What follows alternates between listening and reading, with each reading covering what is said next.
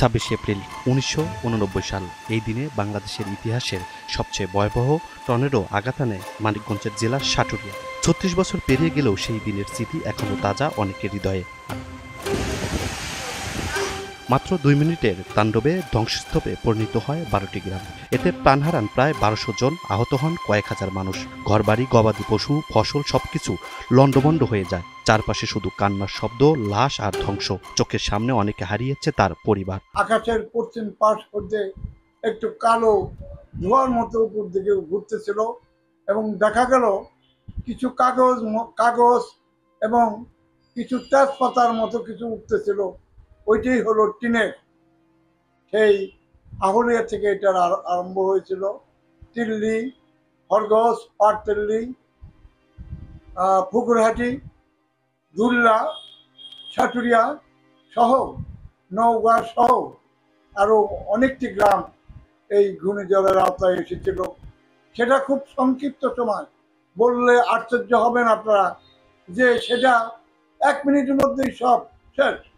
আমরা বসি ইফতার করার জন্য, এমন সময় দেখি যে ঢং করে একটা আওয়াজ হইয়া গুনগুন করে সব শেষ হয়ে গেল। 1989-তে যে ঘূর্ণিঝড়টা হয়, আমাদের যে এখনো এটা মনে পড়লে আমরা এখন আতঙ্কিত হয়ে যাই। মানে এমন বিকটার জিনিস ছিল, মানে এটা ভাষা প্রকাশ করা যাবে না।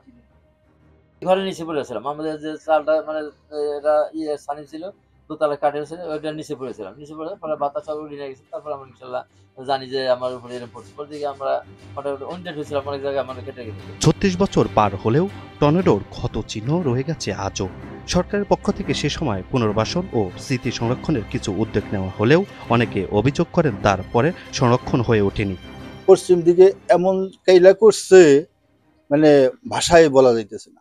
তারপরে এই এক সময় দেখা গেল যে মানে বাতাসের সাথে সাথে ওই টিনগুলো ওই মানে বাঁশপাতার মতো উড়ে আসতেছে। আমি কই বিষয় কি রে, এইগুলি কি আসে? হ্যাঁ, তো ওগুলো দেখতে দেখতে আমারও অন্ধকার হয়ে গেল গা। ধানগুলো ছিটকে এসে মানে বন্দুকের গুলির মতো শরীরে লাগতেছে। তখন আমি করলাম কি, ওই আমার এক রাখালা ছিল, তারে নিয়ে বুকে নিয়ে আমি হলো উপরে শুইছি। শোয়ার পরে মানে আমার চাপড়াটা ভেঙে নিয়ে গেল গা, টিবুলটা ভেঙে গেল গা। তারপরে একটু পরে যখন ওগুলো থেমে গেল, এখন ওইটা দেখি যে মানে দুনিয়ায় কিছু নাই, মানে বাড়ি ঘর গাছপালা কিচ্ছু নাই। সব হইলো মানে আন্দিগুন্দি হয়ে গেছে। আমার বাড়ি গুণ পেলে আমি ঠিক পাই না।